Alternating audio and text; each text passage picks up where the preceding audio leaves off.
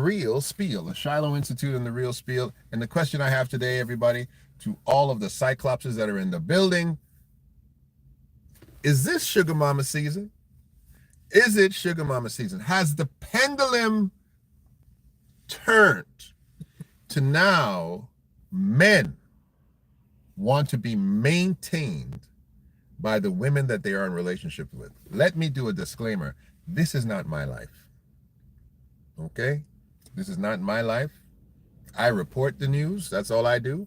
I am not in this particular side of the coin. I am a very traditional man. I believe in reciprocity now, but I do believe as a man that you should try and attempt to lead as best as you can, regardless of the fiduciary imbalance between you and the person that you're with. As a man, you still have to be a man. This is my life, but I'm not talking about my life. I'm talking about, is this Sugar Mama season? So this has come up because, don't you know that I heard it through the grapevine that, and I'm also, I have to say, big up to Paul McKay, my voice coach. I got a voice coach because I had a person who told me, brother, don't ever sing online. Don't ever sing online. She's a fantastic singer. Her sister is a well-known recording artist whose name I will not say for the confidentiality of the situation. She's like, don't you ever sing online again. I'm like, and I went and got my boy, Paul McKay, the voice. Please look him up on YouTube. Paul McKay, the voice. He's my voice coach. Don't play with me now. I'm gonna sing like a lark. And to Dr. David Israel, my Hebrew linguist, and to the Glorious Churches, and to Emmanuel Church of Jesus Christ, big ups to everybody. Listen, so I've heard there was an individual. Yes, I'm gossiping a little bit.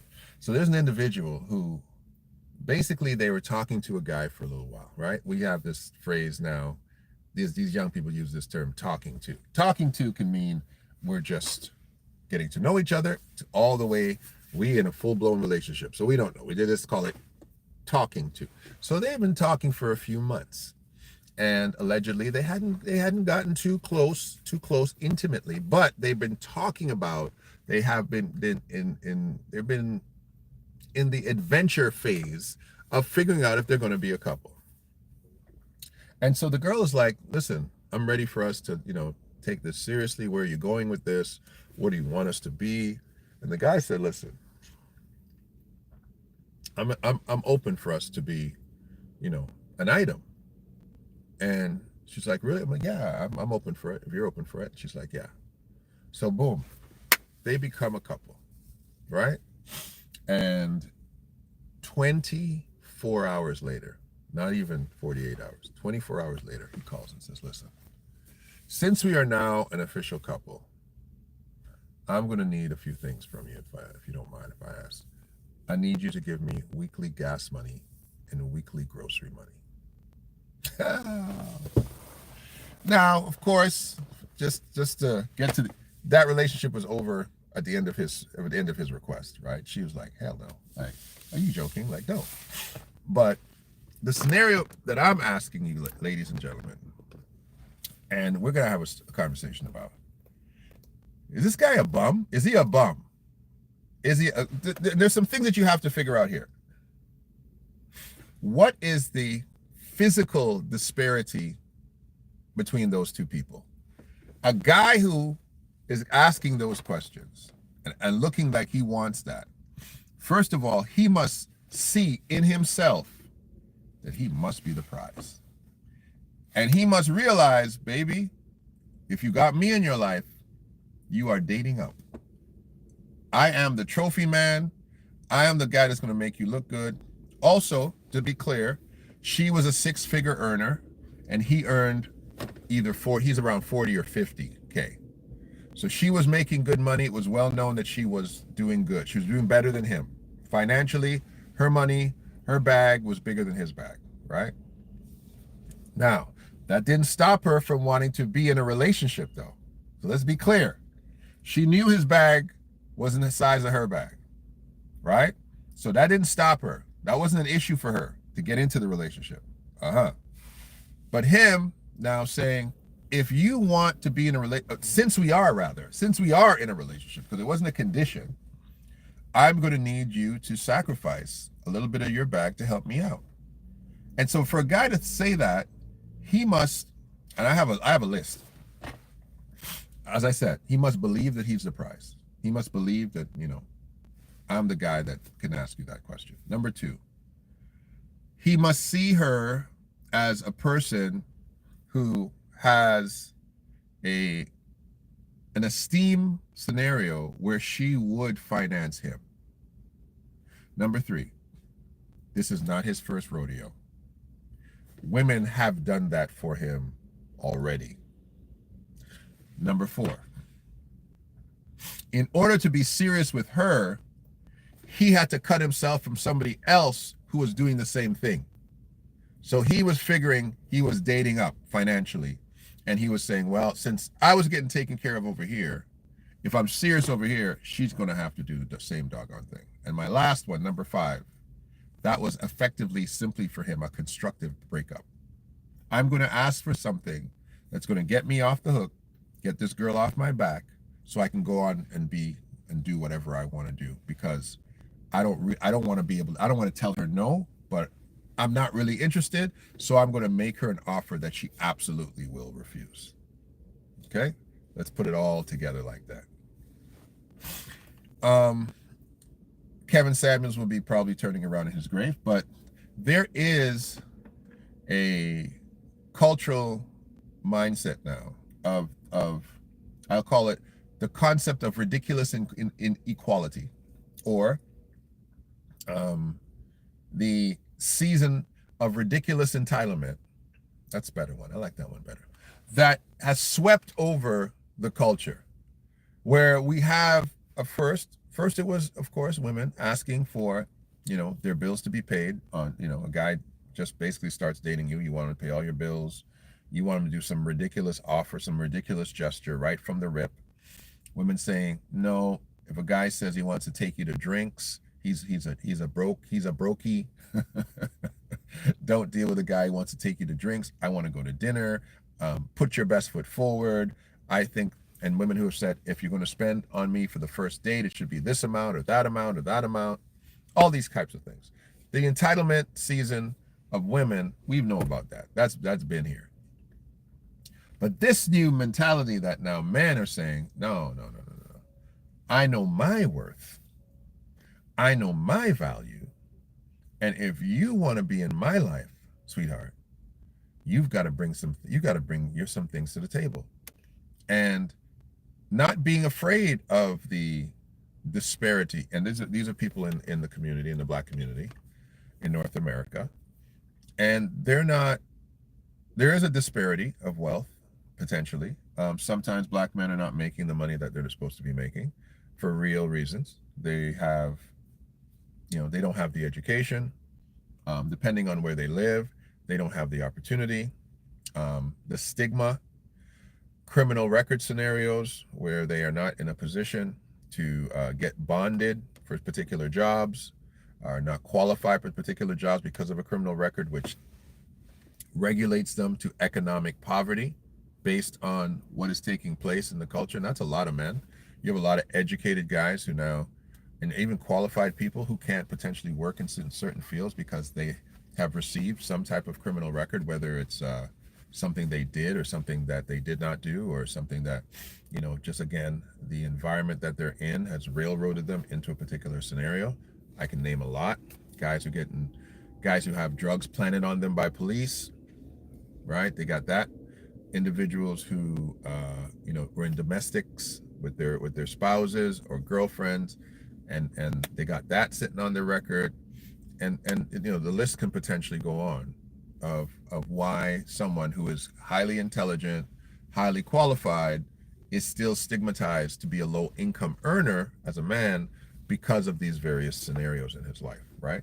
So let's not say that they're just bummed, they don't go to school. There's a lot of other figures and a lot of scenarios that can come to be. But in this case, this young brother wasn't making the money that she was making, and thought to himself, hey, she wants me in her life, she's going to have to take care of it. And he just said groceries and gas.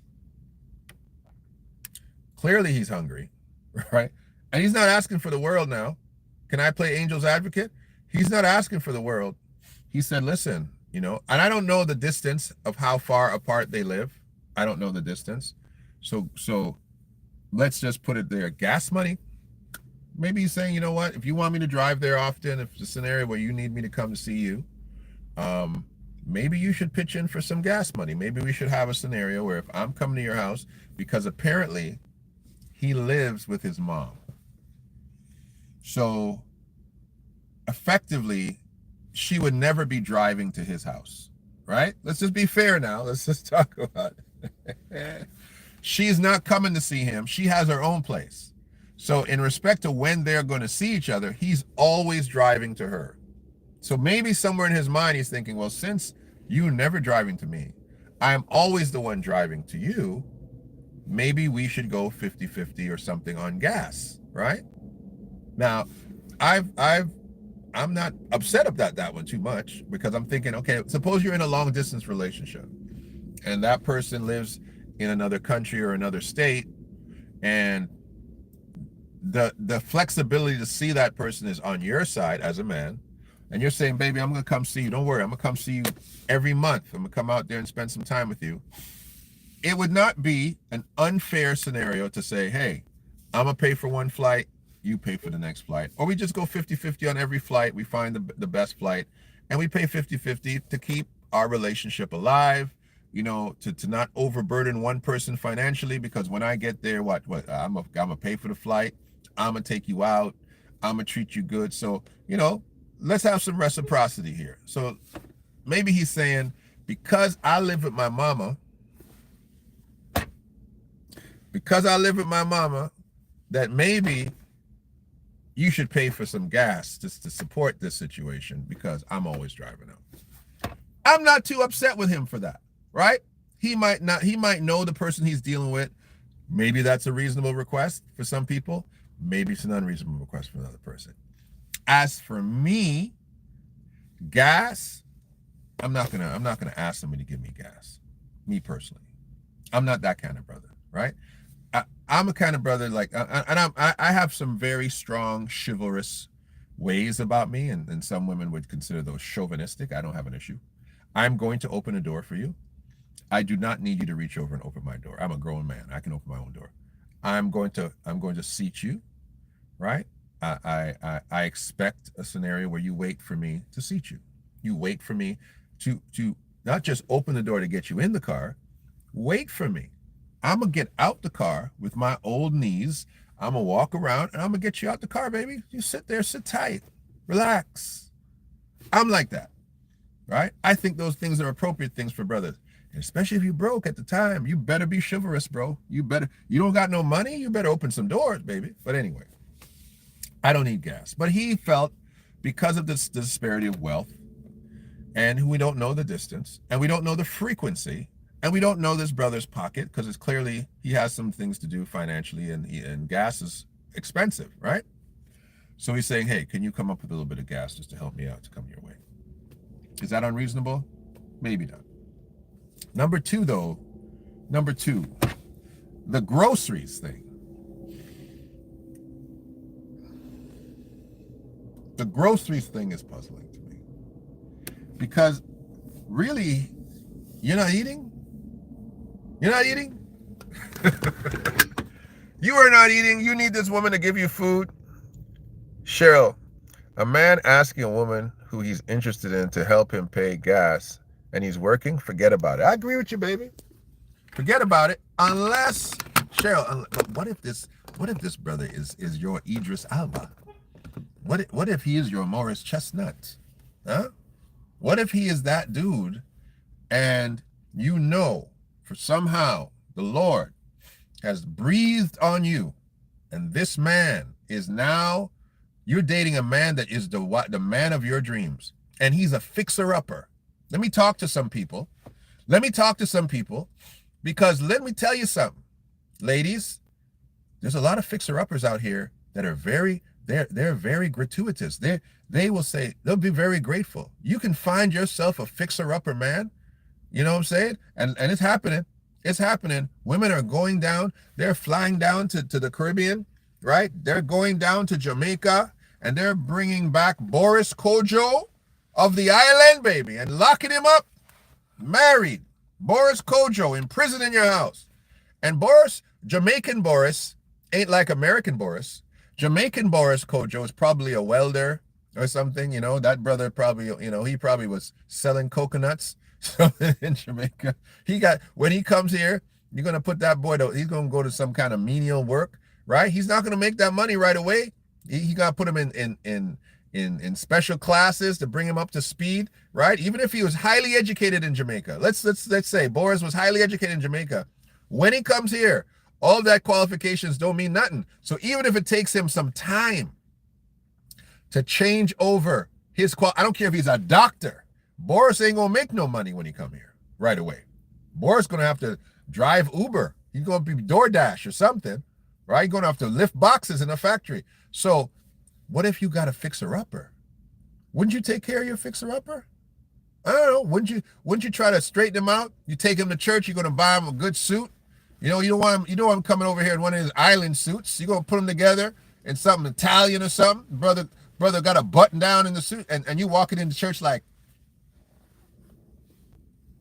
that's my man. You might be on that, right? Because you know you got it, you upgraded. So maybe you say, okay, you want to come see me every week? I'll put $30 of gas in your car. Absolutely. You're a fine black man. I don't know. That might be your thing. That might be your situation. You might give that brother a credit card print and say, hey, this is a $500 credit card. Use it for gas. When you come up here, don't even discuss it. Just put some gas in your car and come see Big Mama. All right? Could that be a situation? Let me see what y'all are saying. Nothing wrong with loving a gentleman. I agree with you. Some of us be trying a Build-A-Bear because that is what some of them do. I love a man from the continent. Okay, Ms. Israel. That's what I'm saying. If you go import you a man, you import you a big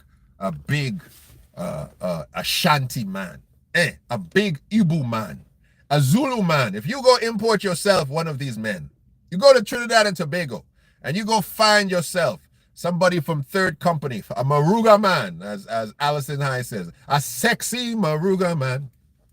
And you find one of them and you bring them back. You might have to sponsor him. You might have to get him organized. He won't be able to do the things you want him to do right away. Maybe this guy was in that scenario. Maybe he was one of these farm workers. Right? So gas for me, I don't have a big issue with the gas part. I can understand because he living in his mother basement. He's only driving to your house to hang out with you, and then he's driving back home. And listen, when he come pick you up, you might come downstairs and you guys go around, and so it's pure gas he's licking. So he might say, babe, you know what? Help me out with a little gas now. Give me a little gas now. This is a little gas thing. Just help me with some gas. That's it. But when he threw the food on top of it, groceries, what are you trying to maintain, sir? Now, let me again be angel's advocate. Maybe this guy is a workout guy. He's got big muscles. He needs his protein, his creatine, his magnesium and zinc, his vitamin D, you know? Maybe he needs his weight builder, and you know, you've got yourself some statuesque ebony prince that's saying, you know, babe, I gotta maintain myself, and sometimes my my budget goes past the things that I can provide for myself. So could you appreciate that you're getting this delectable body, and I need you just to help maintain it because I don't eat so good all the time. You know, I don't make that much money, and sometimes it's a little hard on me. What about if he puts it like that? Right? Now, as for me, I don't need you to buy no groceries. But come on over and cook some of them groceries up, though. Listen, I'll send you the grocery money so that when I reach what I want to eat is there. Okay. Oh, you're frying some fish. Oh, you're boiling some plantain. Fantastic. I get in some jollof rice. Jollof rice? Nigerian jollof? I'm taking it. I'll send some money for the groceries if you're doing the cooking. But to ask a woman to give you grocery money for me as a man, for me, now, I would rather, and I listen, and somebody told me today, Del, you're an oversharer.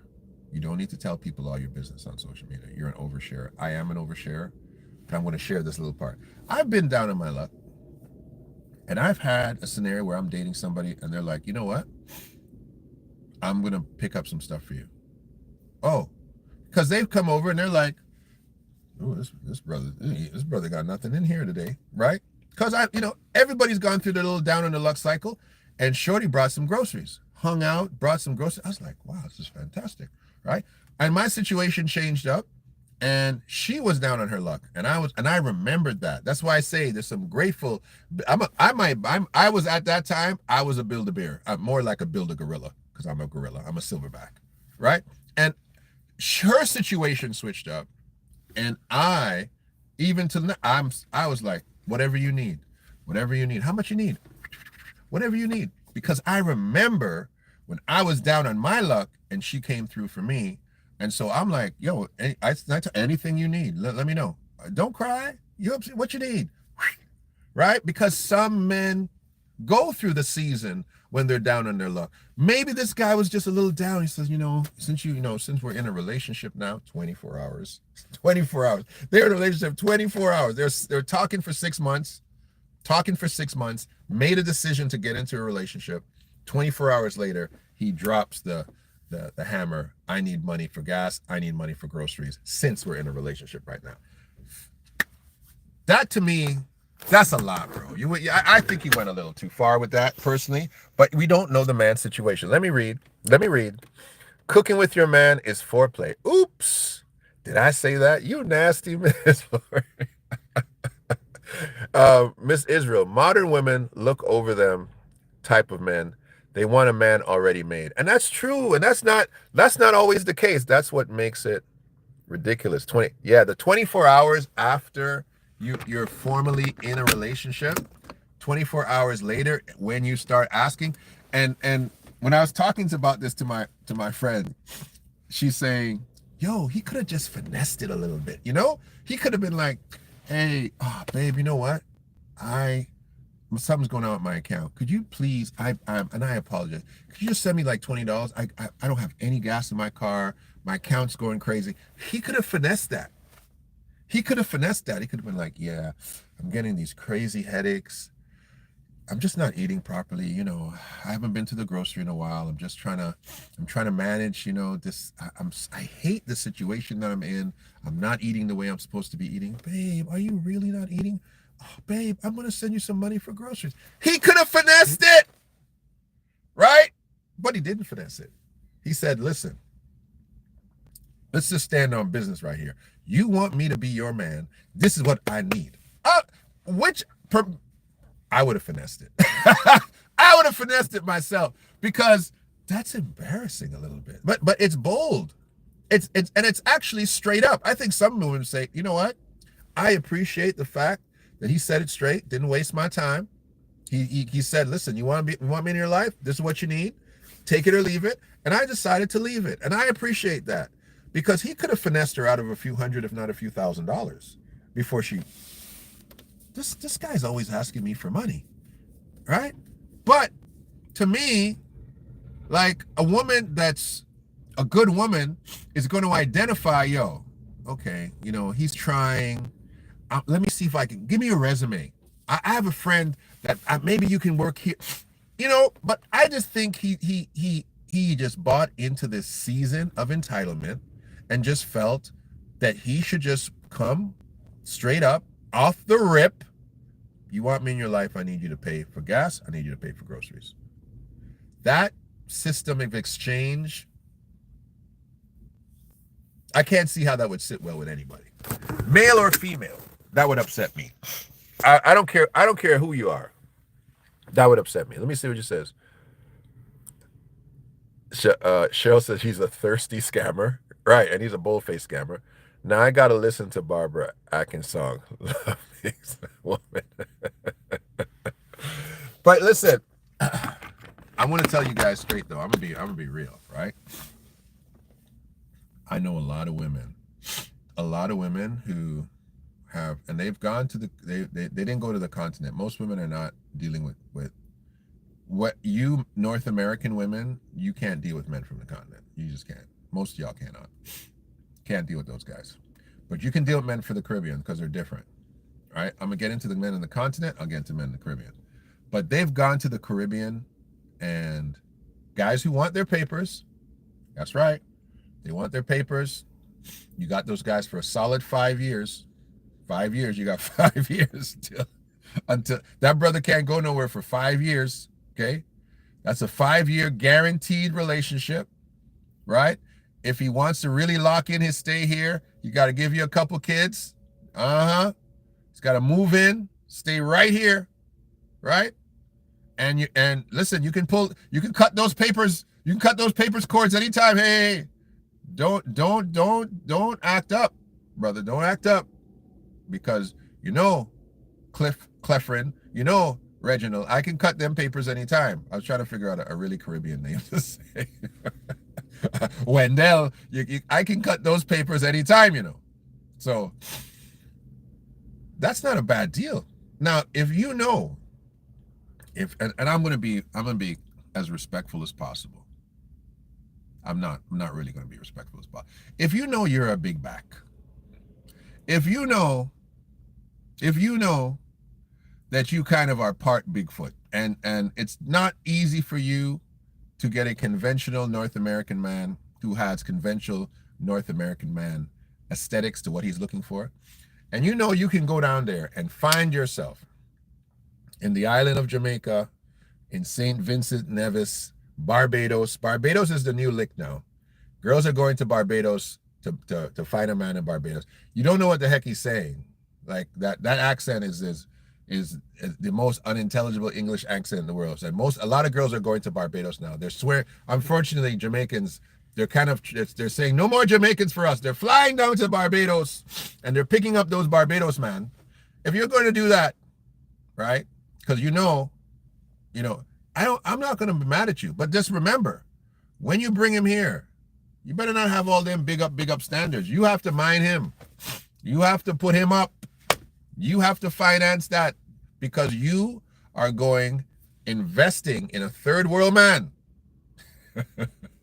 and bringing him here, right? That's one thing. This guy was not a third world man. He was not. He was a guy that was here.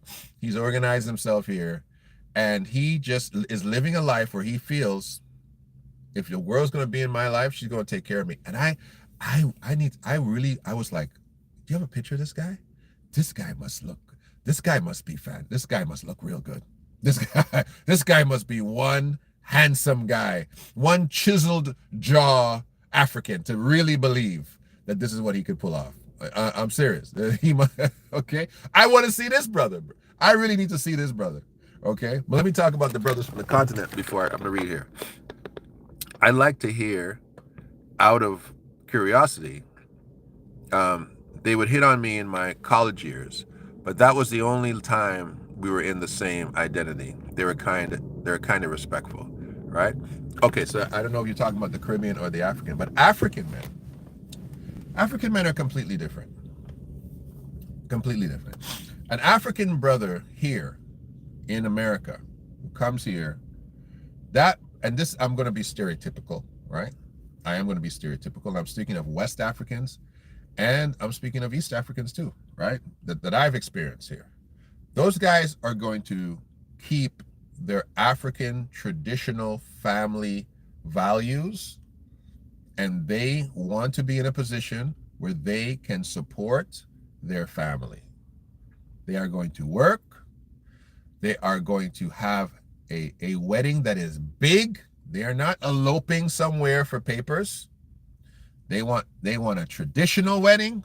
This is some of the cultures, and they want their other wedding. They want it to be They want to have nice clothes on. They want flowers. They want all the amenities. They want to have a coming to America wedding. And they want to know they can take care of a woman. Some also countries, even if you're here and you're marrying a traditional African woman, if you're going back to Africa to get her, they have to pay the bride price, right? They know they got to come up with that bride price money. So they're not playing that game. They understand that's what they got to do. Turn my light on, right? Secondly, if they're marrying a woman out of the culture, they have very strong paternal behavior. This is why some of you North Americans can't deal with them. African men, unlike, and this is a stereotype again, unlike Caribbean men, most African men either cannot cook or will not cook. You must be cooking food, right? Also, you must learn his palate. It's very similar to a lot of Caribbean men. I have a very Caribbean palate, very Caribbean palate. It'll be very difficult for you unless you're an Italian. If you're an Italian, if I had an Italian wife, I'd be fine. She needs to figure out some curry chicken and some oxtail every now and then. But I love Italian food. I can eat Italian food. Just don't give me spaghetti. I'm not eating spaghetti. I think that's like poor man food. That's kind of like, I don't want no spaghetti. But other than most of the Italian dishes, I'm good with. But for the most part, I want Caribbean food every day. So that African, you have to figure out his food, right? So it's a completely different paradigm. Those guys are not, unless they're real scammers, unless they're an actual licensed scammer, okay? They're not trying to pull money out of your pocket like that. On the Caribbean side, you got it 50-50 down the middle. You got some brothers that, and I'm a kind of guy like this. I ain't gonna stop you from spending on me. Oh no. Oh, you want to pay for this meal? Absolutely. I'll pull my wallet out real slow. Okay. You want me to pay? You want to pay? You should. Hey, waitress, she gonna pay. When you come back here, don't even put the bill in front of me. She just said she gonna pay, right? You heard her, right? Put that bill in front of her. I will let you pay. I'm not gonna stop you from paying, but I'm not gonna expect you to pay. That's the difference. A Caribbean man, yeah, man. Boy, this girl paid for the food, you know. Yes, boy. Drinks too? What you mean? And she put gas in my car. I didn't ask she a talk. That's how we are. We're like, an African man might say, no, I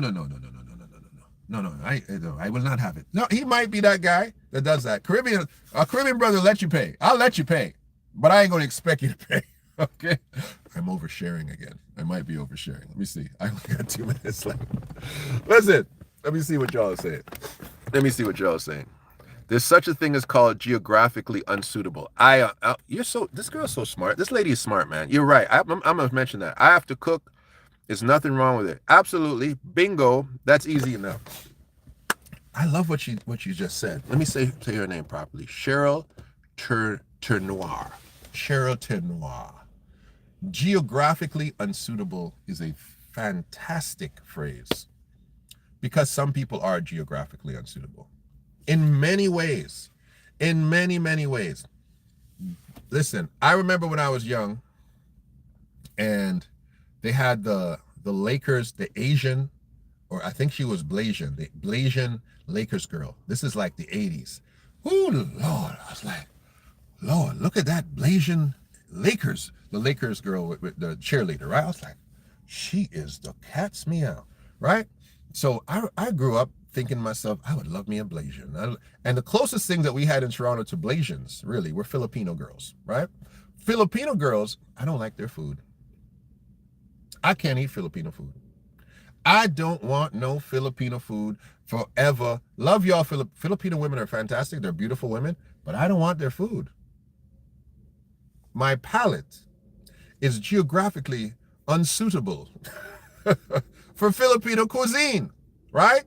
They better learn to cook something else. I just don't like the food, personally. I also don't like Ethiopian food. I don't like it. They use too much paprika. I don't like it. It's not my kind of food, right? Geographically unsuitable. Sorry to my Ghanaian people. I don't like Ghanaian food. Y'all put everything in the same pot, bro. How you have fish, lamb, pork, beef, everything in the same pot. Separate them thing now. Nah, I can't have that. The best food in Africa is the Kenyans. Oh man, I can eat Kenyan food. Kenyan food is fantastic. In Ghana, I can only eat fish. I can only eat fish. I couldn't eat it. I can only eat fish in Ghana. I eat fish all the time. Man, my belly was running. Everybody else was like, you don't like it? No, I do not like it. Not only do I not like it, I haven't been able to leave the bathroom for 2 days. No, you're right. There is some things called geographically unsuitable. Absolutely. Even when you go as far as certain smells, right? Don't come anywhere near me with shea butter. I don't like the smell of shea butter. I don't like it. I don't like it. You got to mix it with something else. I'm not a shea butter guy, but put some coconut butter on yourself. No problem. Mix your shea with coconut. There's certain scents. I don't like oud cologne. The oud, that Arabian, that Arab, that oud stuff. No, don't put that on me. No, I don't like Persian food. I had some wonderful Persian women trying to seduce me. The second that they saw I ate that food, I was like, this can't work. This will never work. We will never know. We can't be together. We can't be. I don't know what I just ate. Would you like to take some home? No, I don't want to take any of it home. I don't want to take it home because I don't know what you just gave me. I have no idea. I don't know if now I want to worship the Zoroastrian gods. I don't know what's going on, but I don't want it. Nope, not me and that. So yes, geographically unsuitable is a real thing. An Indian woman can steal me any day. Feed me curry and roti all day long. Give me one of them big Indian bellies. She can teeth me right away. Oh, butter chicken. She might as well have said, listen, I got $1 million for you. Come. Yeah, geographically unsuitable is an absolute real thing. And sometimes that's just the reality of it. And it's not racism. It's not bias. It's preference.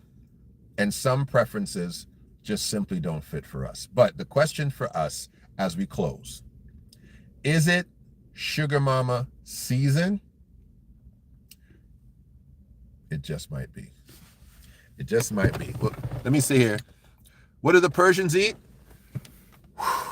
Persians, the food that first of all, I can't pronounce it. They cook rice. It takes all day to cook rice.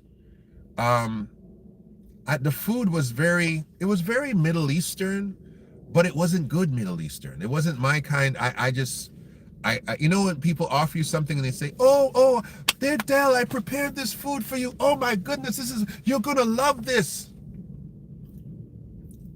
Oh yeah, this is really good. That's how I was. I was like, Lord have mercy. No, absolutely no. The Ghanaian food, the Ghanaian men can eat food that is super. I thought I like hot stuff. No, their hot is beyond hot. It's not normal hot. It's tear up your insides hot. No, it's too hot. And like I said, the Ethiopian food, there's paprika and everything. I don't even like paprika as a seasoning. I don't like paprika and everything. Everything's got paprika in it. I don't know. Wasn't my kind of thing. But bless y'all. I'm coming back later. This is Del K. Brereton, and this is The Real Spiel, Shiloh Institute stand-up. We like what we like, and what we like, and you can't do nothing about it. We love y'all. I'm going to catch up with you guys later. Is it Sugar Mama season? For some of us, it is.